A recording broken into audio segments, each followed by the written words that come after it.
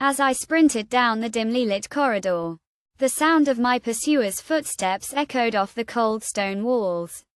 I had been running for what felt like hours, my breath growing shorter with each passing moment. I was a young detective, known for my cunning and wit. But even I couldn't shake the feeling that I was in over my head. The castle was a labyrinth of secrets and lies, and I had stumbled into the midst of a deadly game. I had been investigating a string of mysterious disappearances within the castle walls, and my search had led me to a small, unassuming door hidden behind a tapestry. The door was locked, but I had managed to pick the mechanism with ease. As I pushed the door open, I found myself in a narrow passageway, the air thick with dust and the smell of decay. I knew I had to move quickly, as my pursuer was closing in. I ran as fast as I could, my heart pounding in my chest. The passageway twisted and turned, leading me deeper into the castle's depths. I could hear my pursuer's footsteps growing louder, and I knew I was running out of time.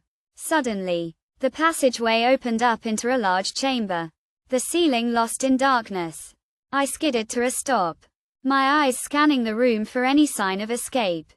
That was when I saw her, a woman with long, flowing hair and a white dress that seemed to glow in the dim light. She was standing in the center of the room, her eyes fixed on me with an unnerving intensity. I knew I had to be careful, as I had no idea who she was or what her motives were. But as I looked into her eyes, I saw something there that gave me hope. "Who are you?" I asked, trying to keep my voice steady. "I am the castle's ghost," she replied, her voice low and husky. "And you, detective, are in grave danger." I laughed, despite the fear that was growing inside me. "A ghost?" I repeated. "I don't believe in ghosts." The woman smiled, a small, enigmatic smile. "You don't have to believe in me," she said. "But you do have to trust me. I can help you escape, if you let me." I hesitated, unsure of what to do. But as I looked into her eyes, I saw something there that made me trust her. I nodded, and she beckoned me to follow her.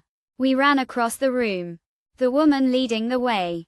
She seemed to know the castle like the back of her hand, dodging and weaving through the corridors with ease. As we ran, I realized that my pursuer was not just any ordinary person. He was a member of the castle's elite guard, and he was determined to catch me. But the woman seemed to know exactly how to evade him, leading me through a series of hidden passages and secret doors. Finally, we reached a small door that led out into the night.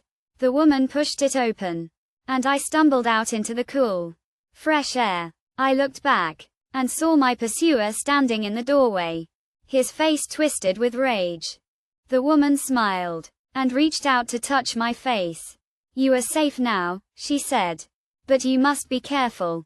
The castle is full of secrets, and not everyone is what they seem."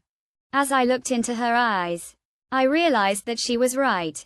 I had been playing a role, pretending to be someone I wasn't.